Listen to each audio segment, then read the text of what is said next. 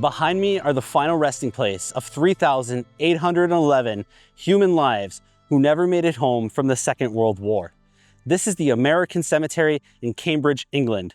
The majority of the individuals who lie at rest here lost their lives during the Battle of the Atlantic or over air missions in Europe.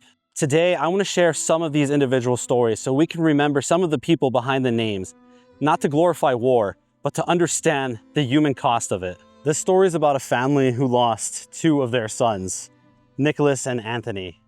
One of those sons has a marker here to be remembered at, while the other has only his name listed on the wall of the missing. Let's go to that grave and let's see what we can learn from their story.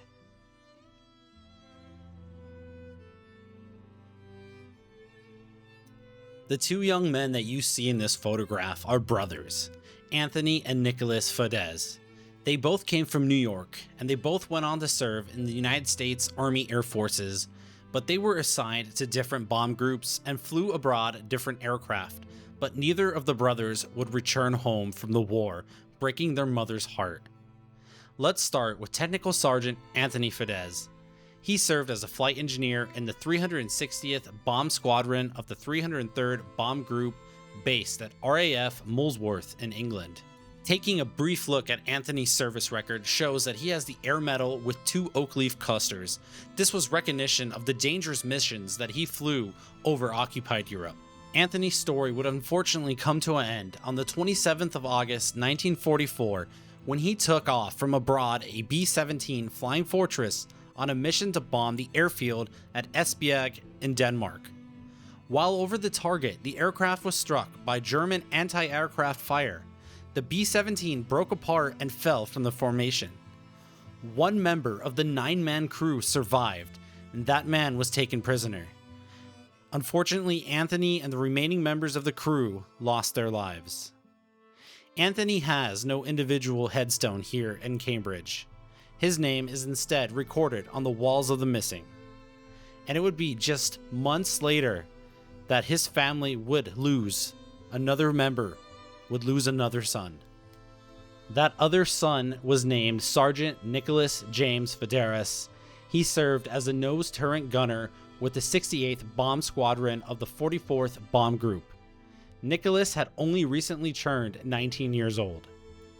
It was on the 28th of December 1944 he took off from England aboard a B-24 Liberator named Little Marley. The crew had been sent to bomb a railroad junction in Kaiserslautern in Germany. But before the aircraft reached the enemy coast, it developed engine trouble and was forced to turn back. During the journey home, the B-24 lost another engine and crashed in England. One of the bombs still aboard the aircraft exploded, and Nicholas and the rest of his crew were unfortunately lost. Nicholas was awarded the Purple Heart and was laid to rest here at the Cambridge American Cemetery. For their family, the losses came only 4 months apart.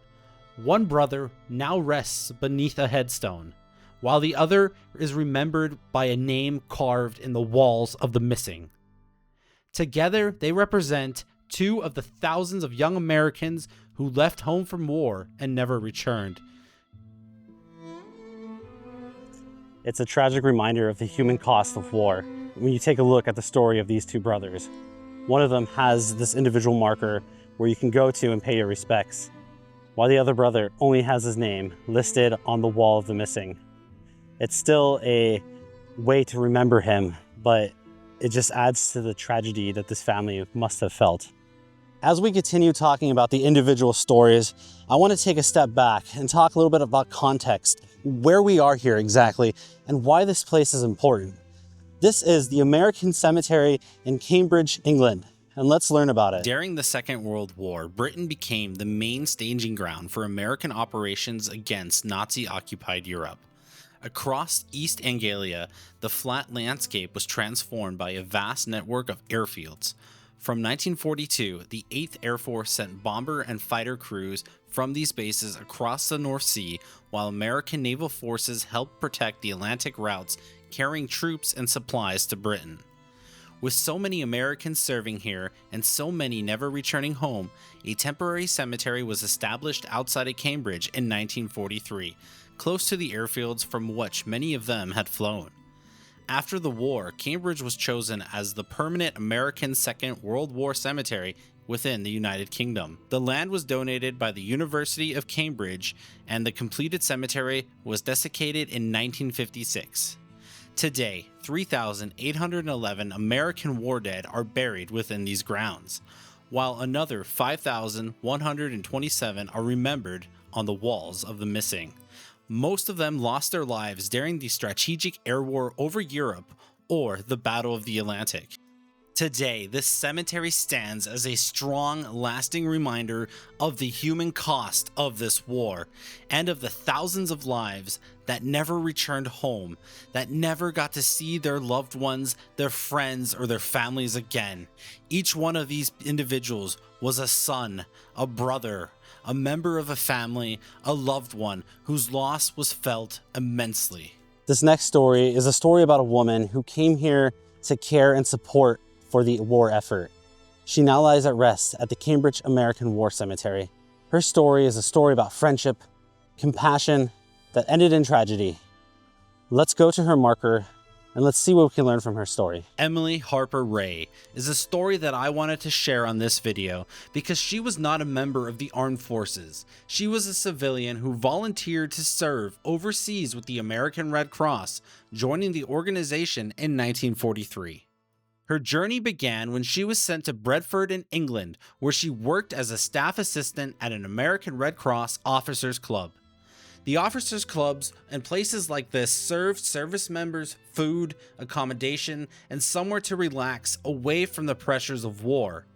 For many young Americans serving thousands of miles from home, the people working in these places provided a small sense of the normal life they all longed for back home.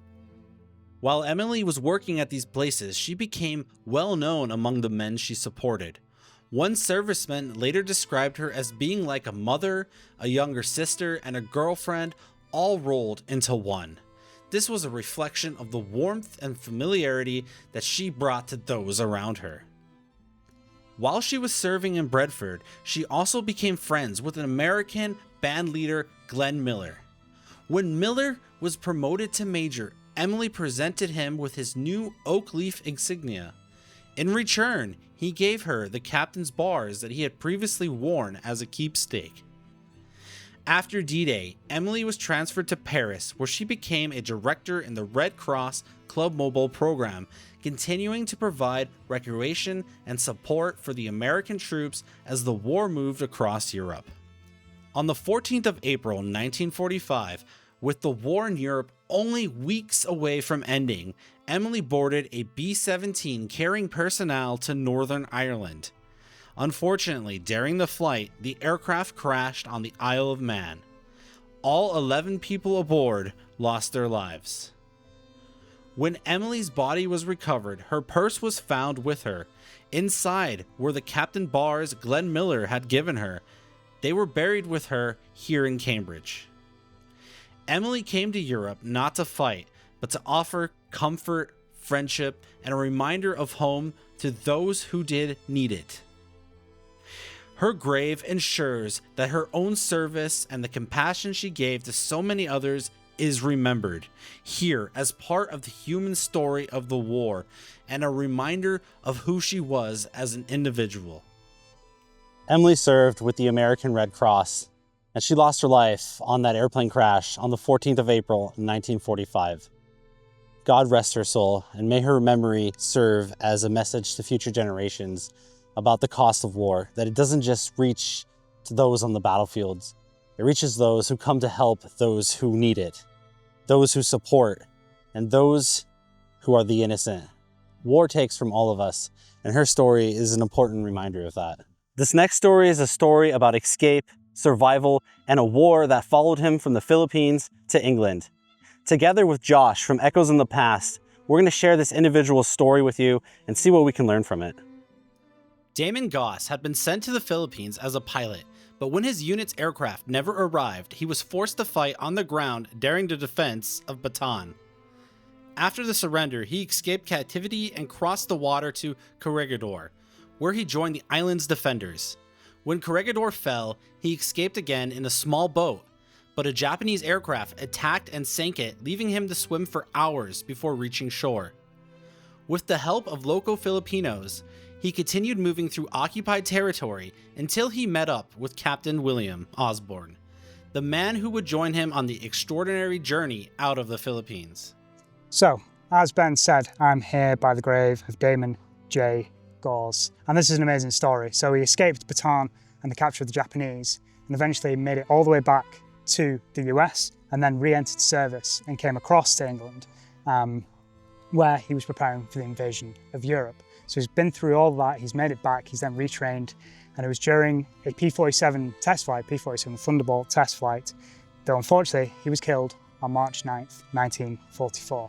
And this is a great story of contrast. You know, he's already been through so much, escaping the Japanese and Bataan, you know, the famous Bataan Death March, to then make it all the way back to the US, and then to have the will and the fortitude to go back into battle again and put his life on the line to liberate Europe is an absolutely amazing story, and it's amazing to see his grave and his picture here together. Damien's story unfortunately ended here in England, where he now lays at rest in Cambridge. The individual who told you the story, Josh, he's one of those YouTubers who try to preserve the memory of those who came before us so we can use their stories to educate the future. Josh from Echoes in the Past is a fantastic YouTube channel, and if you have the time, it would be a privilege for me to be able to introduce him to you. So make sure to check out that channel. I'll post it in the description. Not everyone who lies at rest in this cemetery here was a member of the armed forces. This next story is an example of that. Let's hear it and let's see what we can learn from it. This is the story of Herman Douthit. See, he was not a soldier or an airman. He was a civilian oil worker from Texas, and his part in the war took place on the English countryside. See, by 1942, German U-boats were threatening the tankers that were carrying the fuel across the Atlantic. Britain had discovered oil around Erking and the Duke's Wood in Nottinghamshire, but lacked the equipment and the experienced crew needed to expand the production quickly. That's where Herman comes into play. In March of 1943, he joined a group of 42 American oil workers who crossed the Atlantic on somewhat of a secret mission. They came from the Noble Drilling and Fan Potter companies and had been brought to England to drill new wells and increase Britain's domestic oil supply. Herman worked as a derrickman, one of the men working the drilling mast as each new well was sunk. The Americans drilled much faster than had previously been possible.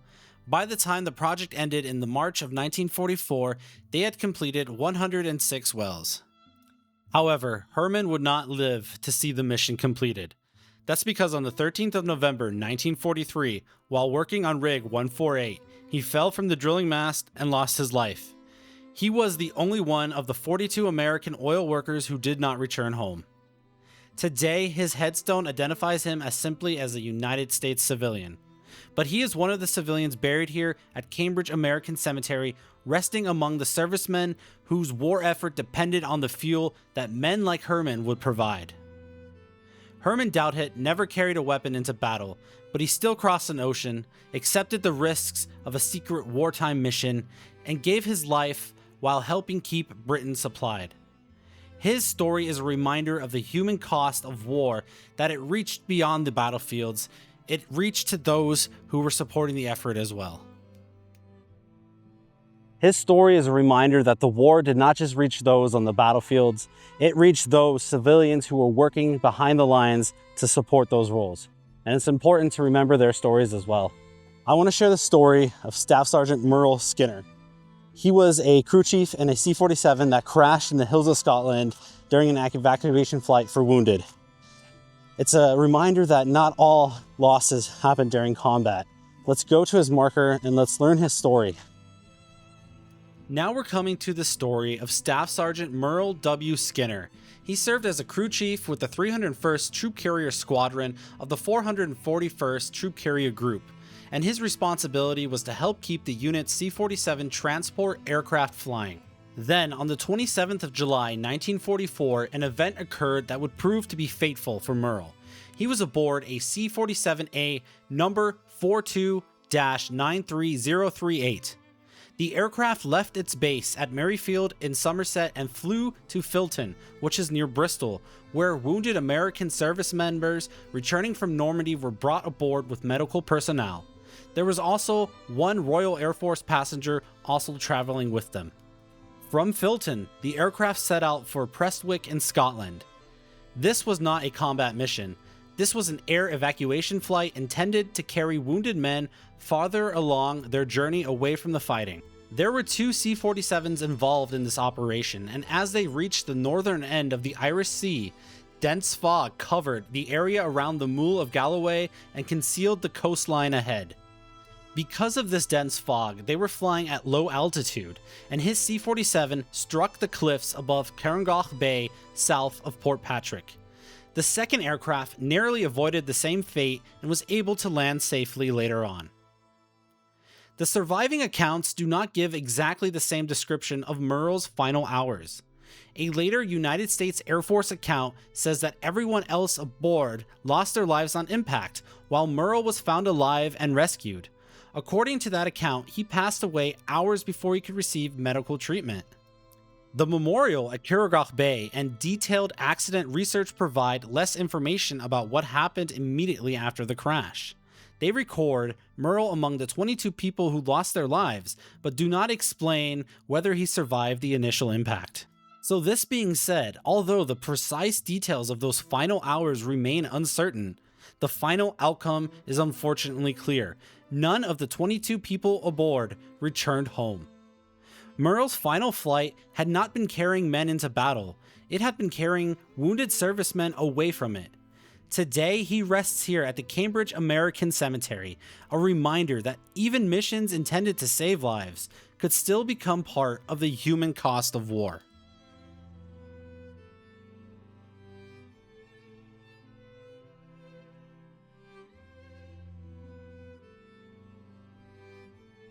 This is the story of Lieutenant Colonel Thomas Hitchcock. He already lived an extraordinary life, but the final chapter of that life would bring him lying to rest here at the Cambridge American Cemetery. Let's go to his marker and let's see what we can learn from his story. Now we come to the final story of this video, that of the story from Thomas Hitchcock Jr. He had already lived through one war before the Second World War brought him back to England. He was born in South Carolina in 1900. At 17, he tried to join the United States Army's aviation service, but was turned away because of his age.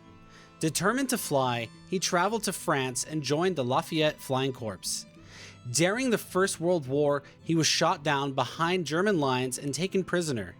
Months later, while being moved between prison camps, he escaped from a train and traveled more than 100 miles on foot until he reached neutral Switzerland. After returning home, Thomas became one of the greatest polo players of his generation. He held the sport's highest possible handicap for much of the period between the wars and helped the United States win a silver medal at the 1924 Olympic Games in Paris. He also worked as an investment banker, but aviation remained an important part of his life. It was a passion of his. When the United States entered the Second World War, Thomas returned to military service. By then, he was considered too old for combat flying, so he was sent to London as an assistant air attaché. It was here that he became involved in the development of the P-51 Mustang. The early versions of the Mustang performed well at lower altitudes, but its Allison engine limited its performance higher in the sky. After studying British tests, Thomas strongly supported fitting the aircraft with the Rolls-Royce Merlin engine. He did not design the Mustang, and he was not the only person responsible for the change, but his reports and persistence helped convince American officials to support the Merlin-powered version.